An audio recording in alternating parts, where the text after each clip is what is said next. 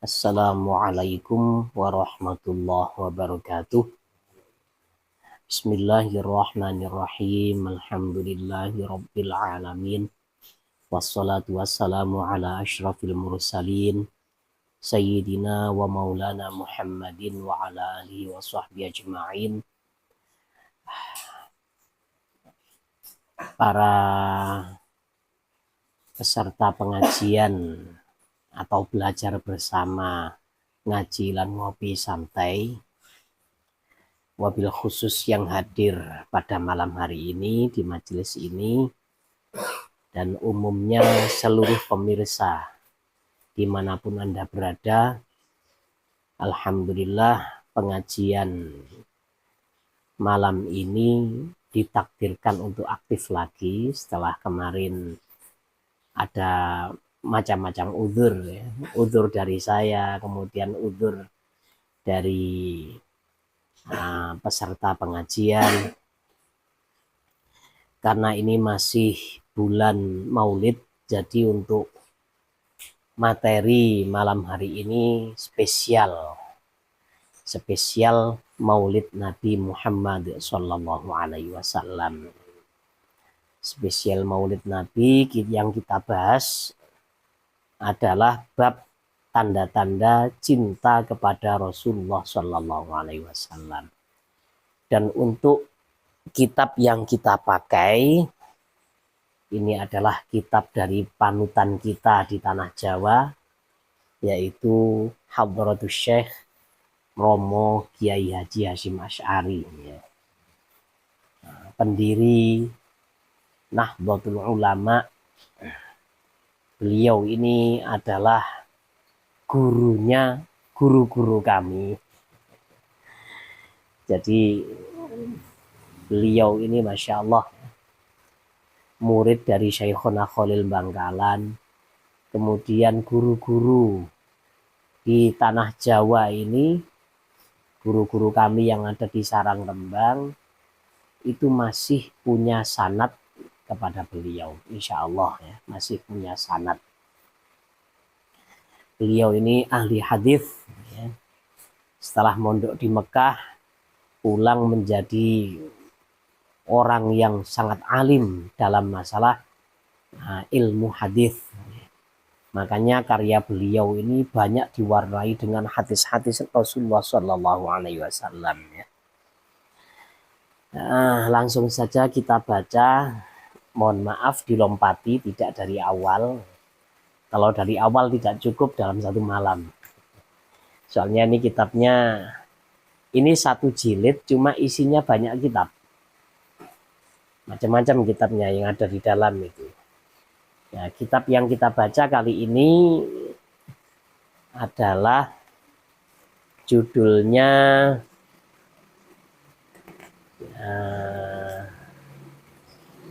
An-Nurul Mubin fi Mahabbati Sayyidil Mursalin.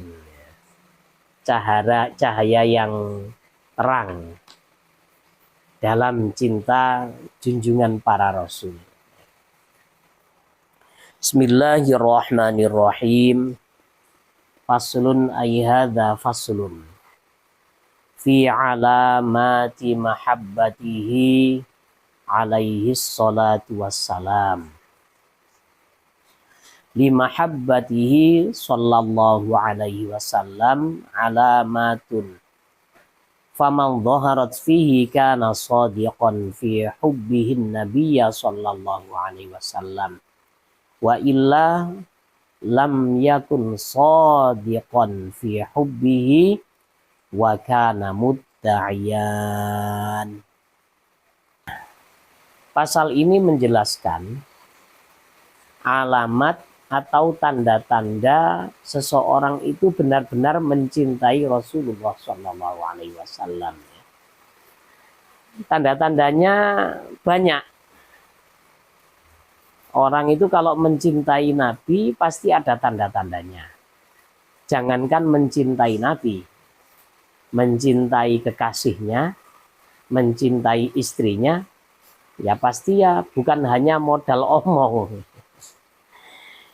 Pasti ada tanda-tandanya. termasuk perhatian, kemudian suka menolong, itu termasuk kalau cinta pada orang ya. Nah kalau cinta pada Nabi ini tanda-tandanya khusus. Kalau orang itu benar-benar cinta, maka tanda-tanda ini akan muncul dari dirinya. Kalau tanda-tanda ini tidak ada, maka orang itu hanya mengaku saja.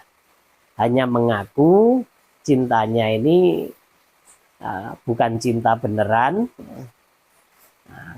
Jadi kalau istilah anak ABG, cinta apa itu? Cinta yang nggak sesungguhnya itu. Apa cimon ya? Cinta monyet. Cinta monyet. Kalau dulu kan ada lagu cinta-cinta karet. Cinta sana sini lengket. Nah, itu kan ada itu. Kalau cinta monyet ini ya namanya monyet ya. Suka lompat ke sana kemari. Kadang-kadang ada di sini, ada di sana itu.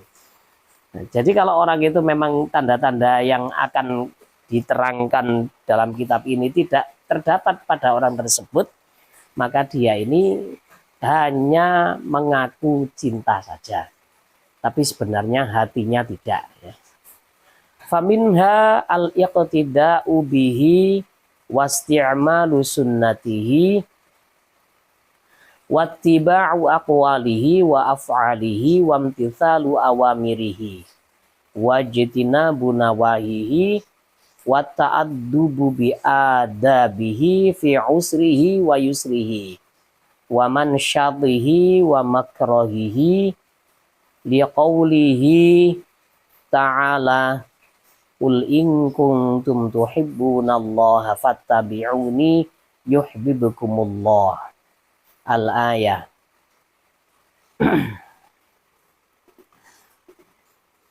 Mongko iku setengah saking ana bukti cinta kepada Rasulullah Shallallahu Alaihi Wasallam adalah mengikuti beliau, menjalankan sunnahnya, mengikuti semua perkataan-perkataan beliau dan meniru semua perilaku-perilaku beliau.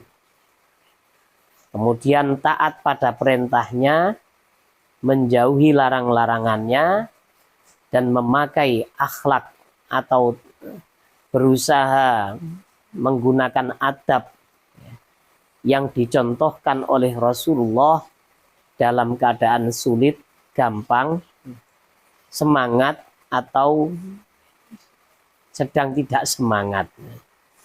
Dalilnya adalah qul in kuntum tuhibbunallaha fattabi'uni yuhibbukumullah. Jadi yang pertama mengikuti Kanjeng Nabi. Mengikuti Kanjeng Nabi itu maksudnya ya seluruh perintahnya diamalkan. Seluruh larangannya dijauhi. Kemudian mengamalkan sunnah-sunnah beliau.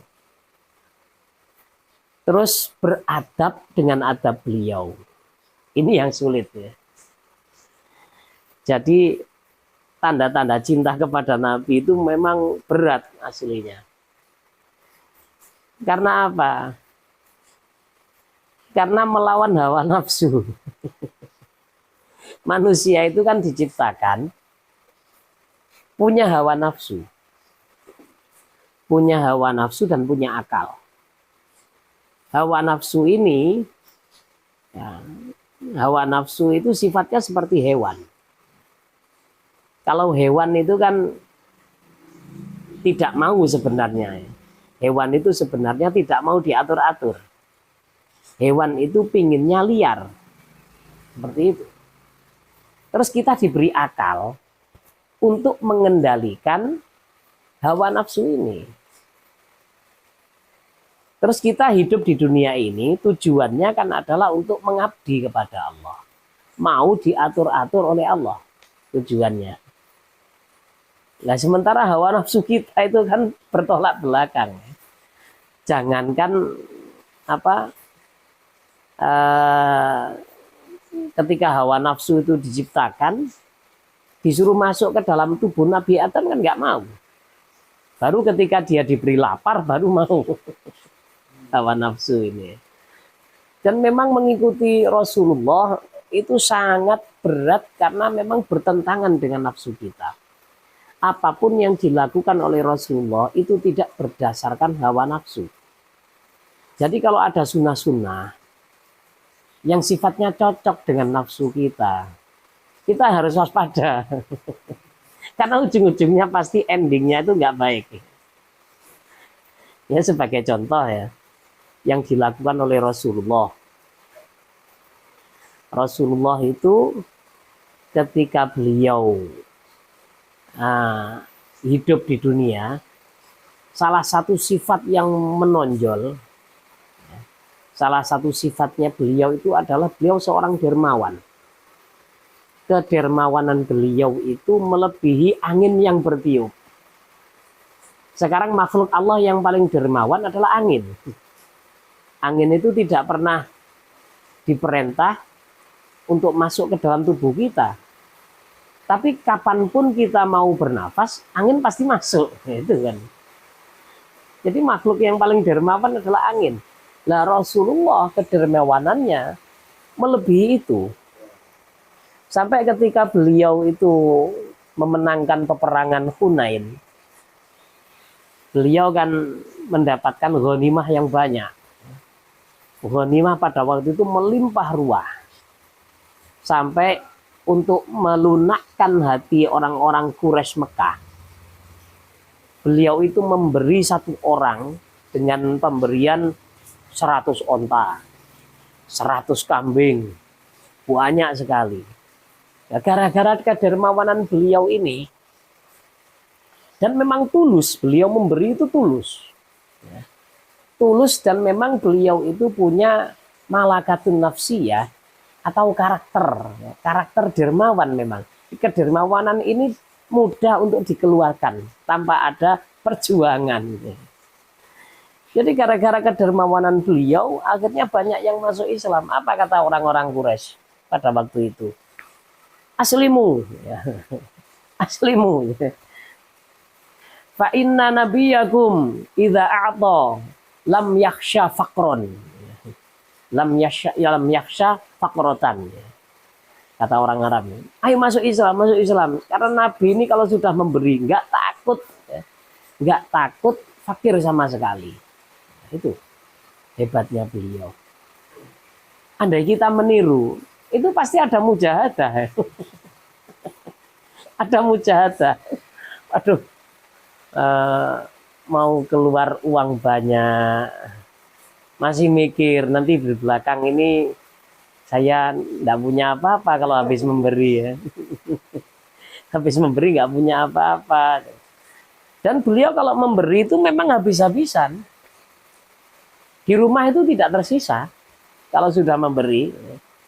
Pernah suatu ketika beliau sedang sholat berjamaah bersama sahabat. Selesai berjamaah, langsung keluar rumah. Langsung keluar rumah, nggak pakai wirid, nggak pakai zikir. Ini menunjukkan bahwa zikir ba'da sholat itu memang nggak wajib. Ini dalil ini ya. Nggak pakai zikir, sahabat ya tengok-tengok. Tumben ya. Orang Jawa bilang dungaren. Kok nggak pakai wirid, kok pakai zikir bersama, kok langsung keluar gitu. Nah, setelah beliau kembali ke masjid lagi, beliau tahu bahwa sahabat itu bertanya-tanya, kok ada kejadian luar biasa. Biasanya zikir bersama, kemudian menerangkan masalah agama, nggak langsung keluar dari masjid. Apa kata beliau? Saya masih ingat itu, ketika sholat itu saya teringat ada emas yang masih tersimpan di dalam rumah. Saya nggak mau emas ini bermalam di rumah saya. Jadi kalau datang nggak sampai 24 jam sudah keluar. Terus di rumah nggak ada apa-apa. Nah ini kan sangat bertentangan dengan hawa nafsu. Kalau ada orang tiba-tiba dermawan, itu biasanya ada udang di balik rempeyek. Tiba-tiba dermawan ya. Tiap rumah dikasih amplop isinya Pak Soekarno-Hatta atau Pak Jenderal Sudirman dulu, tapi sekarang siapa itu ya, uang 50.000 itu. Nggak pernah nggak pernah, karena memang tokohnya bukan tokoh yang terkenal. Kalau dulu kan Pak Sudirman kan. Ya itu tiba-tiba itu biasanya di belakangnya pilih saya. Coblos nomor sekian. Memang nggak ada pamrih sama sekali. Kenapa Rasulullah kok bisa memberi sedemikian hebat? Karena memang tawakalnya kepada Allah tinggi. Pertama, tawakalnya kepada Allah tinggi dan kedekatannya juga sangat beliau memang takorubnya kepada Allah, dekatnya itu memang sudah melebihi manusia biasa, melebihi seluruh alam. Beliau itu paling bertakwa kepada Allah, paling dekat kepada Allah. Makanya beliau berani memberikan segala-galanya. Yang nomor dua, beliau memang nggak mau jadi orang kaya. Beliau ini sebenarnya kaya. Dulu ketika belum diangkat menjadi nabi, beliau miliarder, banyak hartanya. Menikah dengan Sayyidah Khadijah. Sayyidah Khadijah punya tinggalan warisan dari suaminya banyak. Kemudian dijalankan oleh Rasulullah, perdagangannya semakin berkah, semakin kaya. Akhirnya jadi orang kaya raya beliau. Ketika beliau menjadi nabi, semuanya dihabiskan untuk berdakwah fisabilillah. Semua dihabiskan. Sampai Sayyidah Khadijah, beliau itu berpesan, ini sudah tidak ada lagi harta saya. Andaikan saya nanti mati, tolong tulang belulang saya ini dijual untuk dakwah. Ini Masya Allah, memang Sayyidah Khadijah itu wanita yang benar-benar luar biasa ya. Makanya guru kami, Mbah Maimun, beliau itu sangat mengidolakan Sayyidah Khadijah. Pengorbanannya dalam agama itu tidak terkalahkan oleh siapapun. Hebat dari jutawan atau dari miliarder kemudian menjadi orang yang tak punya apa-apa. Bahkan rumahnya pun dikorbankan. Zona ternyaman bagi seorang wanita kan rumah. Rumahnya itu dikorbankan, maksudnya bukan diberikan. Rumahnya itu bebas dimasuki oleh para sahabat yang baru masuk Islam. Untuk siasat dakwah, untuk mendengarkan ajaran-ajaran Rasulullah, dan untuk ini itu, untuk keperluan-keperluan yang lain. Nah itu, memang Rasulullah nggak mau kaya. Andai kan mau kaya, kalah Nabi Sulaiman. Soalnya Gunung Uhud itu sudah menawarkan diri. Nabi, kalau Nabi butuh apa-apa, saya siap jadi emas. Sudah. Kamu tetap jadi gunung, nggak usah jadi emas. Kenapa Nabi seperti ini? Karena Nabi memilih untuk jadi orang miskin.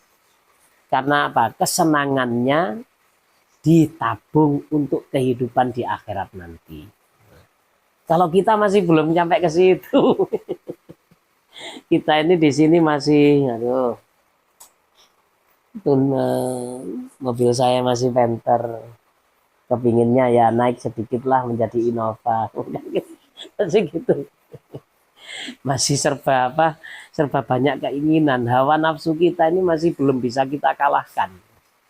Hawa nafsu itu. Kalau ada orang kok tiba-tiba gara-gara pidato sedekah itu, tiba-tiba kok mengeluarkan uang banyak, terus tiba-tiba gelang, kalung dicopoti semuanya. Kan ada memang ya, sudah dari dulu itu sudah yang viral berapa tahun yang lalu itu bisa mencopot kalungnya, gelangnya, orang-orang kayak gitu ya. 90% pasti inginnya kembalinya lebih banyak. Inginnya kembalinya di dunia ini lebih banyak. Andaikan infak kalung seharga 10 juta, pinginnya dapat 100 juta. Jadi main matematika kepada Allah. Sebenarnya kita kalau mau ikhlas betul ya, dalam bersedekah, ya maka itu kita keluarkan tujuannya nabung untuk akhirat. Kita memberikan uang kepada bank kan nggak ada berat sama sekali, karena memang uang itu kita tabung kan gitu. Jadi kita bersedekah supaya mudah, ya ingat akhirat gitu saja. Ini tabungan saya di akhirat, nanti saya ambil kalau saya sudah mati. Nah itu. Jadi memang benar-benar sulit mengikuti Rasulullah Shallallahu Alaihi Wasallam. Kalau bukan orang siddiqin, orang-orang yang benar-benar cinta kepada Nabi, aduh wis. Ya. Ini tantangannya luar biasa. Makanya kalau orang itu bisa berakhlak seperti akhlak Rasulullah, maka pasti jadi wali. Pasti jadi wali-walinya Allah. Contohnya ya, Yai Hamid ya. Yai Hamid ini meniru akhlak Rasulullah dari dermawannya, kemudian kuat menahan emosi, terus ya akhlak-akhlaknya disesuaikan dengan Rasulullah, maka jadi wali. Pernah kan suatu ketika Yai Hamid itu beliau ini dapat hewan kurban.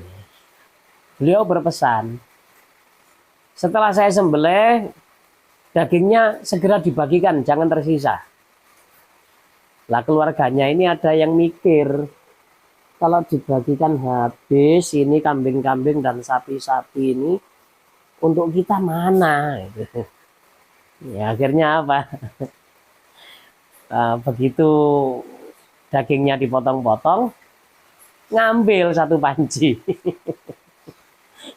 Ini sudah tidak taat kepada Yai Hamid ini, keluarga ini. Ngambil satu panci ditaruh di bawah kasur supaya tidak ketahuan Yai Hamid. Memang dawuhnya wali ya. Begitu habis dibagi ternyata datang lagi. Jadi keluarga yang menyisihkan satu panci yang ditaruh di bawah ranjang itu sampai lupa kalau nyimpan daging ada di situ. Dapat 1 hari ya busuk. Akhirnya Yai Hamid masuk kamar. Kok ada bau daging busuk ini? Gimana dicari-cari? Terus di bawah ranjang dilihat. Loh, siapa? Ya beliau nggak marah ya. Ya memahami lah, karena memang tingkat ketawakalan keluarganya itu memang tidak setingkat dengan beliau. Jadi beliau memahami, nggak marah. Siapa yang menyembunyikan ini? Tanya sama keluarga, yang ditanya si pelaku. Siapa yang menyembunyikan? Ya malu akhirnya. Tikus paling banyak. Tertawa ya. Kok tikus bisa menyisihkan daging ditaruh dalam panci? Ini tikus besar ini Mas. Ini cerita sumbernya dari kerabat kami yang ada di Pasuruan. Beliau pernah menjadi khotimnya Yai Hamid. Masya Allah ya, memang berat, memang perjuangannya luar biasa. Akhlak Rasulullah dulu pernah kita singgung ya. Akhlak Rasulullah itu bukan akhlakul karimah, bukan, tapi akhlakun azimah, akhlak yang luar biasa ya. Jadi bahkan tidak pernah akhlak ini dicapai oleh siapapun. Perilaku Rasulullah, adab-adab Rasulullah itu belum pernah dilakukan oleh siapapun. Jadi beliau pertama kali. Dan memang sulit untuk mencapai tingkatan seperti ini. Karena akhlak Rasulullah itu semuanya adalah laduniyah, pemberian tanpa dipelajari. Hikmah beliau menjadi seorang yang yatim piatu itu karena memang beliau ini akan mendapatkan pengajaran langsung dari Allah tanpa melalui guru. Kenapa Nabi itu kok tidak diperkenankan untuk punya guru? Ya supaya derajatnya tidak lebih rendah. Kalau orang punya guru, dia kan derajatnya lebih rendah dari gurunya, kan gitu. Rasulullah akhlaknya tidak pernah diajari orang tua. Makanya orang tuanya diwafatkan ketika beliau masih kecil. Dua-duanya. Dan ketika beliau itu sudah mengikuti Sayyidina Abdul Muthalib kakeknya, Sayyidina Abdul Muthalib pun tidak sempat mendidik. Karena hanya 2 tahun setelah itu wafat. Ketika mengikuti Sayyidina Abi Thalib yang tidak bisa mendidik Nabi karena putranya banyak, beliau miskin. Putranya banyak sudah mulai dari Sayyidina Ja'far bin Abi Thalib, kemudian Sayyidina Ali bin Abi Thalib, dan katanya banyak itu masih ya, adik-adiknya Sayyidina Ali itu banyak. Jadi nggak sempat. Dan urusannya memang banyak, beliau sibuk. Sayyidina Abu Thalib itu sibuk orangnya. Menjadi kepala suku kan, menjadi orang terpandang di Quraisy itu. Nah inilah. Tapi ya sesulit apapun harus kita usahakan. Andaikan tidak bisa 100%, ya minimal nggak jauh, gitu lah. Nggak jauh daripada tidak sama sekali. Wa itharu ma syara'ahu wa hadda alaihi ala hawa nafsihi wa muwafaqati syahawatihi li hadithi Anasin ibni Malik radhiyallahu anhu qala li Rasulullah sallallahu alaihi wasallam ya bunayya in qadarta antum siya wa tusbiha wa laisa fi qalbika ghisyun li ahadin faf'al. Thumma qala li wa dzalika min sunnati wa man ahya sunnati faqad ahabbani wa man ahabbani kana ma'i fil jannah.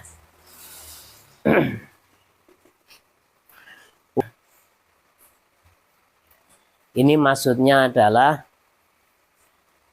memilih untuk melakukan sesuatu yang disyariatkan oleh Rasulullah mengalahkan hawa nafsunya. Dan mengalahkan apa-apa yang cocok dengan kesenangan-kesenangan hawa nafsunya. Contoh, Rasulullah Shallallahu Alaihi Wasallam dalam menjalankan ibadah sholat fardu tidak pernah sekalipun Rasulullah sholat sendirian. Ketika Rasulullah ini mensyariatkan atau mensunnahkan jamaah, pasti beliau ini menjadi orang yang nomor 1 dalam memelihara sholat berjamaah. Nah, sholat berjamaah ini kan nggak cocok dengan hawa nafsu kita. Sama-sama wajib. Pasti pikiran kita seperti itu sebenarnya ya. Kan sholat di rumah sudah cukup. Toh kita sudah menjalankan kewajiban. Nah, itu yang kita pikir kalau menuruti hawa nafsu. Ya. Akhirnya ogah atau enggan berangkat ke masjid. Nah, ini harus kita kalahkan. Kita harus mengalahkan, kita harus memilih syariat Nabi. Oh, Rasulullah ketika sholat fardu pasti berjamaah di masjid. Berjamaah di tempat yang ada adzannya. Ya sudah berangkat. Ketika kita berusaha mengalahkan hawa nafsu ya. Hawa nafsu ini pasti ditunggangi oleh setan. Ngapain ke masjid? Kamu ini memperlihatkan ibadah. Riak nanti kamu. Ada saja yang namanya setan itu memang ya. Kalau tidak setan ya tidak banyak akal memang. Kamu itu kalau keluar berjamaah itu nanti kamu riak, nanti kamu banyak melakukan banyak pamer ibadah nanti kamu. Cukup sholat sendirian di rumah saja. Nah, ya jawaban kita bagaimana cara menaklukkannya ya. Andaikan saya riak sekarang, kalau saya lakukan istiqomah, riak saya kan lama-lama hilang karena sudah menjadi kebiasaan. Nah itu lama-lama kan ikhlas. Kalau saya sholat di dalam rumah sendirian, nanti pahalanya cuma 1. Andaikan saya berjamaah di rumah, ya pahalanya ya cuma 27 tingkat itu aja. Tapi kalau saya pergi ke masjid, rumah saya kan jauh dari masjid. Langkah kaki kanan menambah pahala, langkah kaki kiri menghapuskan dosa. Semakin banyak kita melangkah, semakin banyak kebaikan yang akan kita dapatkan. Nah itu, ya. Kita harus mengikuti apa-apa yang telah ditetapkan, yang disyariatkan oleh Rasulullah. Ya. Nah ini Sayyidina Anas pernah diberi wejangan oleh Rasulullah, hai anak kecilku. Ya. Memang Sayyidina Anas ini ketika diserahkan kepada Nabi oleh ibunya supaya menjadi pembantu beliau. Beliau kondisinya masih umur 10 tahun. Masih kecil. Sama besarnya dengan anak saya nomor 4 itu, Muhammad itu. Masih segitu. Ya, membantu Rasulullah, entah itu membersihkan rumah, mencuci baju, entah apa itu ya. Beliau ini. Jadi beliau dinasehati, ya anak kecilku, kalau kamu mampu ya. Kalau kamu mampu untuk membersihkan, kalau kamu mampu untuk tidak berkhianat kepada orang lain mulai dari pagi sampai sore, sore sampai pagi ya, maka lakukanlah. Karena itu merupakan sunnahku. Jadi hati Rasulullah itu sama sekali tidak punya keburukan. Nggak punya niat buruk kepada orang lain, nggak punya khianat kepada orang lain, tidak punya dendam beliau itu, nggak punya dendam. Kalau orang yang habis menyakiti beliau kemudian minta maaf, ya dimaafkan, sudah 0-0 gitu, nggak ada perasaan macam-macam. Hanya saja ada memang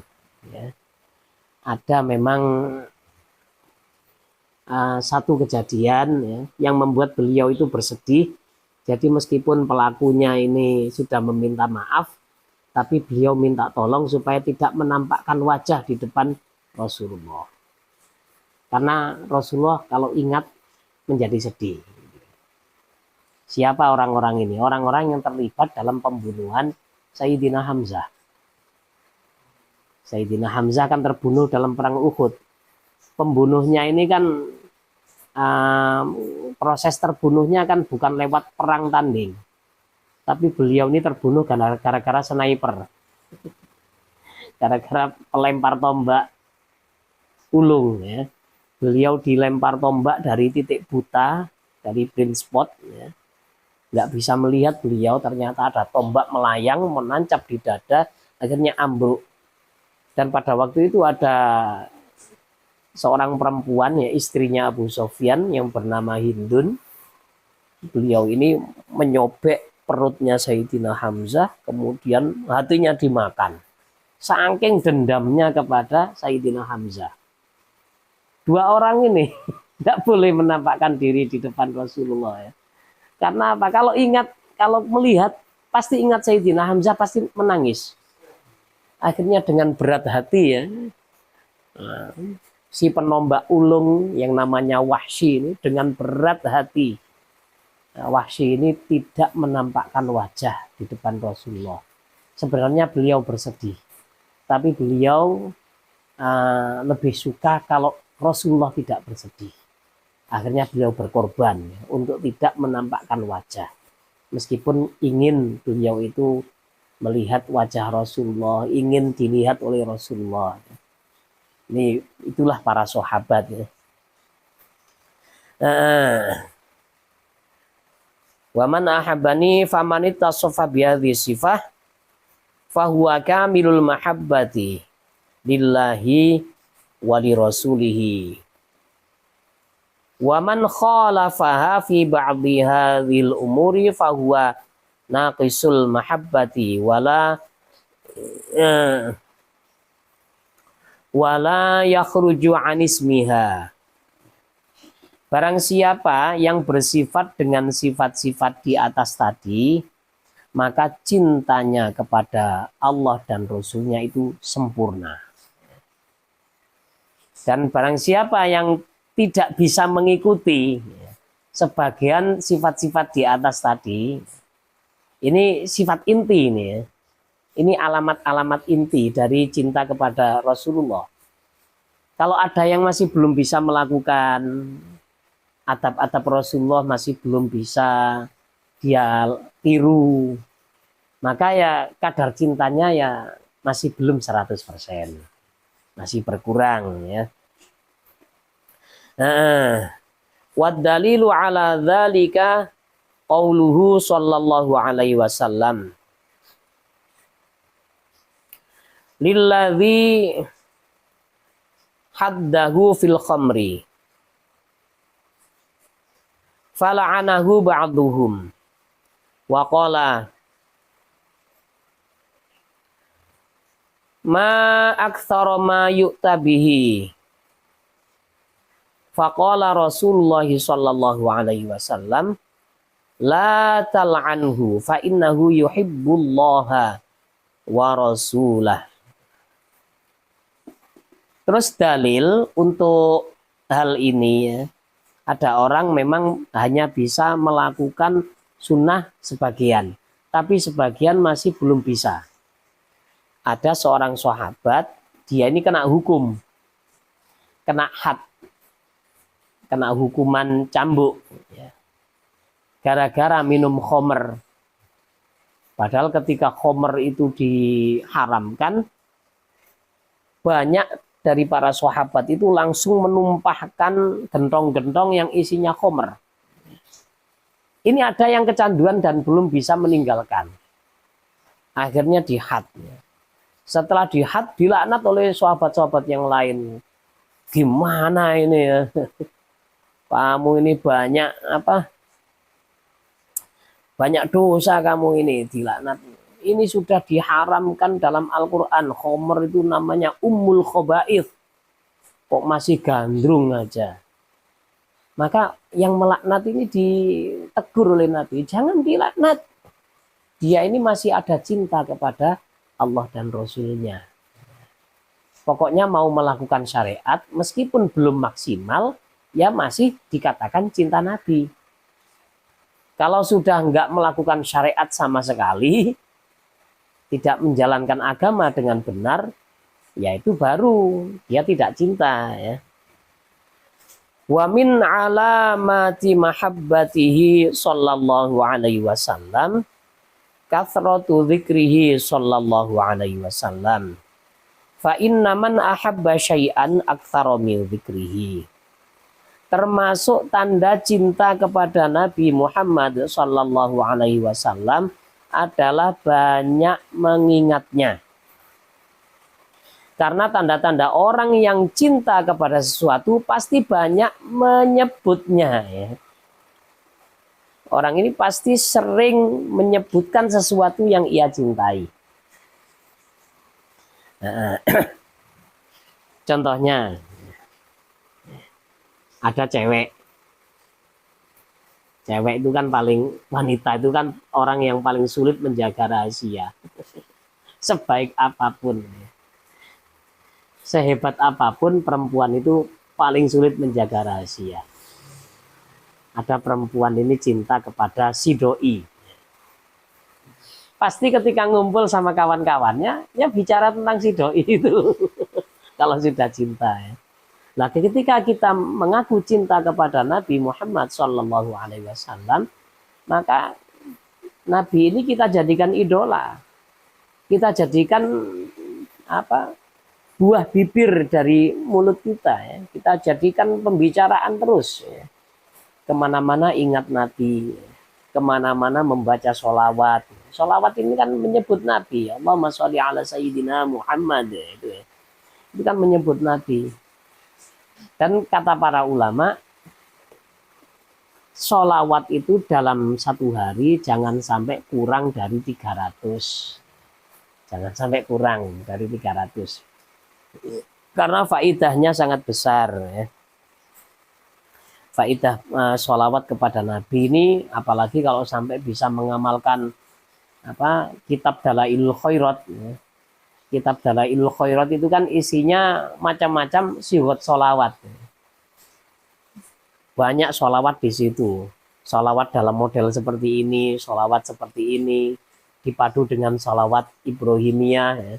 Kemudian ada doanya. Itu kalau bisa mengamalkan, apalagi sampai puasa 3 tahun, insya Allah punya keistimewaan. Apapun yang ia ucapkan itu pasti terjadi.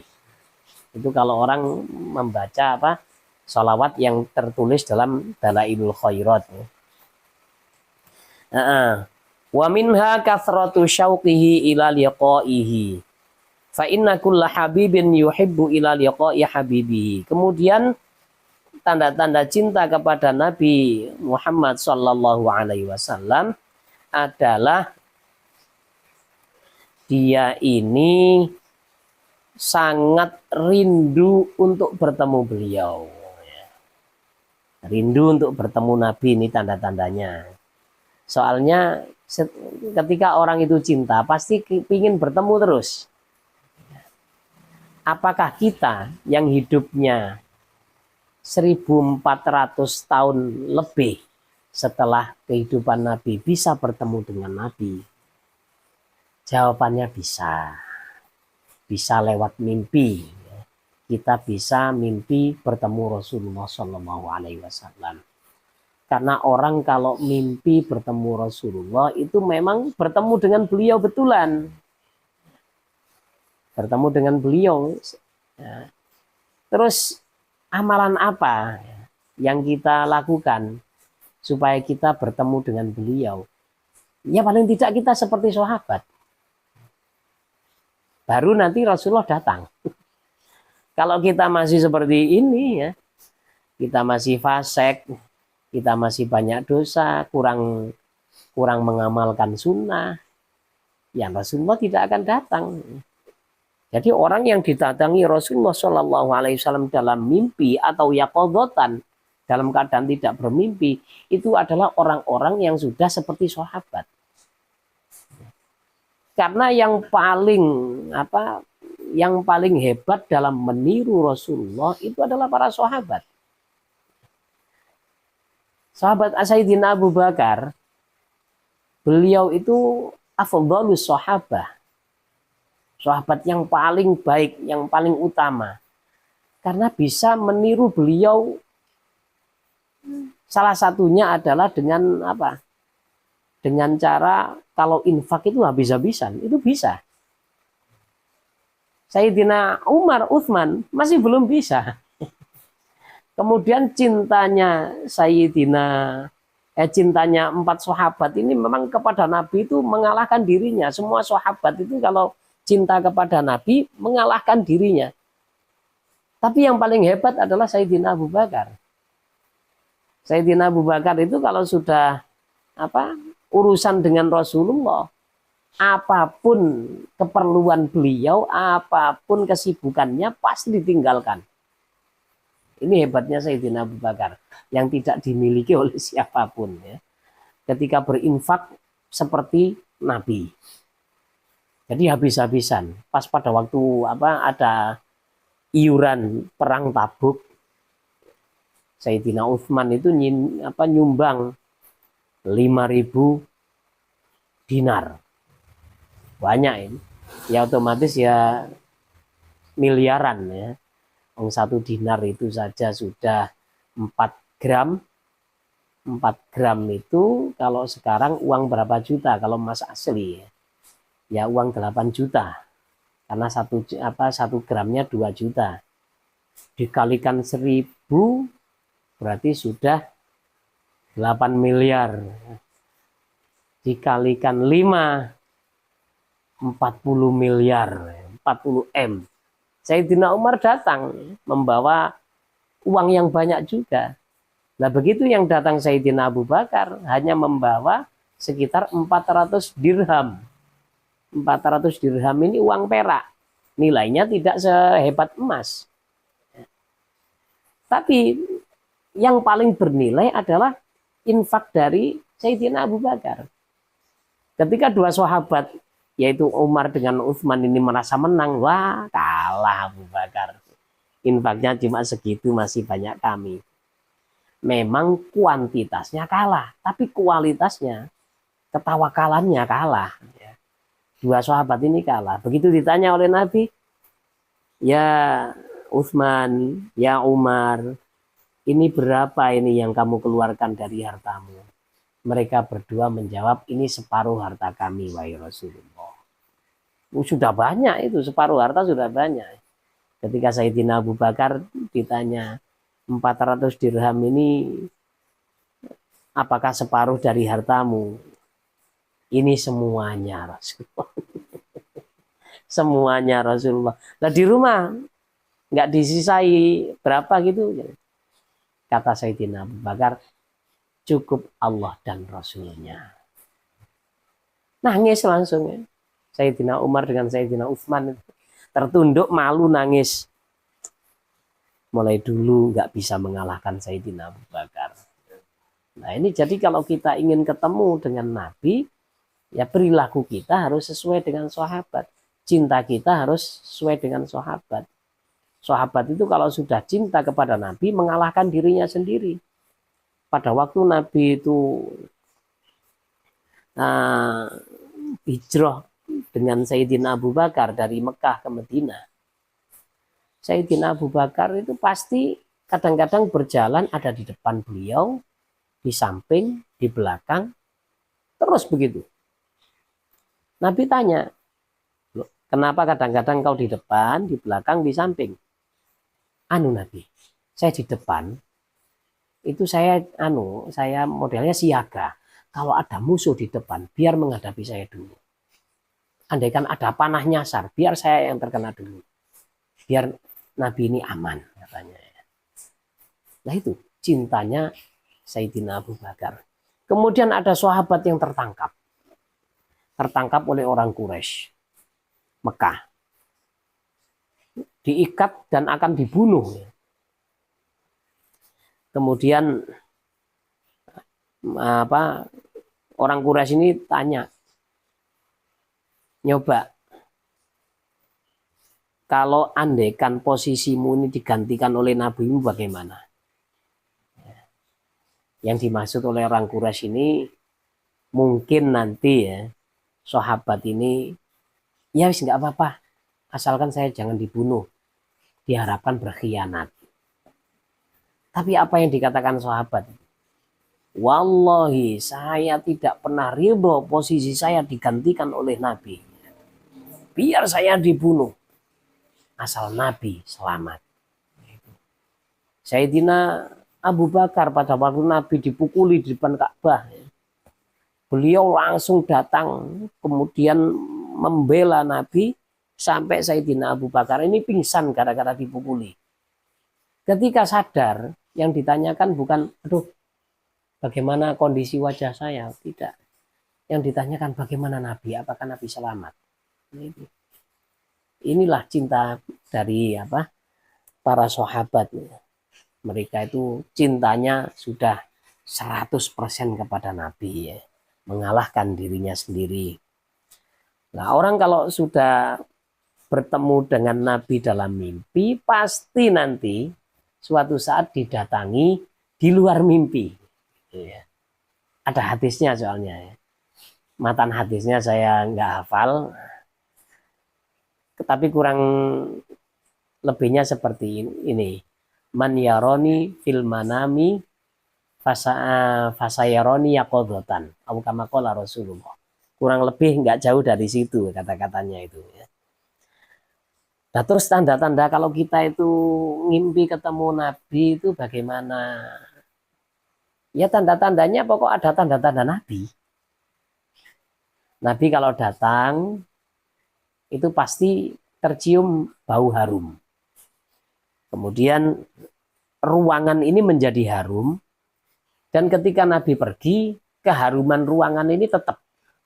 Aroma dari tubuh Rasulullah yang mulia ini tidak langsung hilang. Itu tanda-tandanya. Kan Rasulullah itu dalam kitab Tibak kan diterangkan ya. Ketika beliau berjalan di sebuah lorong, maka jalan itu langsung tercium bau harum. Dan baunya melekat di jalan itu. Ketika Nabi duduk di sebuah tempat, maka aroma wangi dari tubuh mulia Rasulullah pasti tertinggal di situ, walaupun sudah ditinggal berhari-hari. Nah ini, jadi kalau mimpi bertemu Nabi, ciri-cirinya seperti itu. Ciri-cirinya. Setan itu nggak bisa menyerupai wajah Nabi, tidak bisa, karena terlalu sempurna. Terlalu sempurna untuk ditiru, nggak bisa. Membentuk wajah Nabi itu nggak bisa.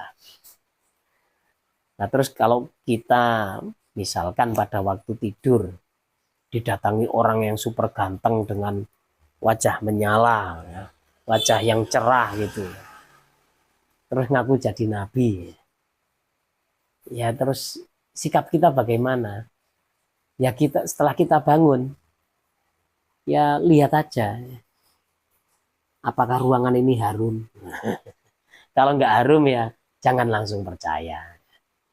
Ya karena memang wajah Nabi itu kita nggak tahu persisnya seperti apa kan gitu ya.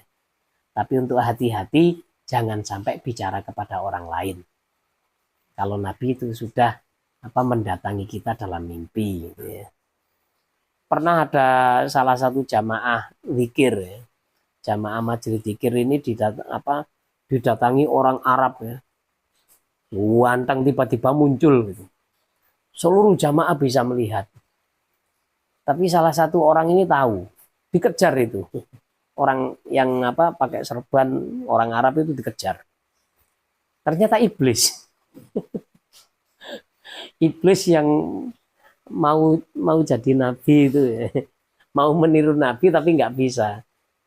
Yang penting jadi orang ganteng itu aja. Terus kata dari saya membaca bukunya Habib Soleh Malang ya. Al Idrus Malang itu katanya ya, wajah Rasulullah itu nyaris sama dengan wajah Sayyid Muhammad bin Alawi Al-Maliki, katanya seperti itu. Soalnya orang-orang yang pernah mondok di sana itu pasti mimpi ketemu Nabi. Mimpi ketemu Nabi dan wajahnya itu mirip. Mirip sama Sayyid Muhammad bin Alawi Al-Maliki. Kemudian masih banyak lagi tanda-tanda cinta kepada Nabi. Terus kalau kita bahas semuanya, ini poin-poinnya yang kita baca tadi baru 3 ya. 1, 2, 3, 4, 5, 6, 7, 8, 9, 9 ya. Baru dapat 3 sudah berapa menit ini Mas Rozi? Sudah 50 menit ya. Jadi kalau 9 nanti ya sampai jam 12 malam. Kita cukupkan sampai sekian edisi Maulid Nabi. Subhanakallahumma bihamdika asyhadu an la ilaha illa anta astaghfiruka wa atubu ilaik. Wassalamualaikum warahmatullahi wabarakatuh.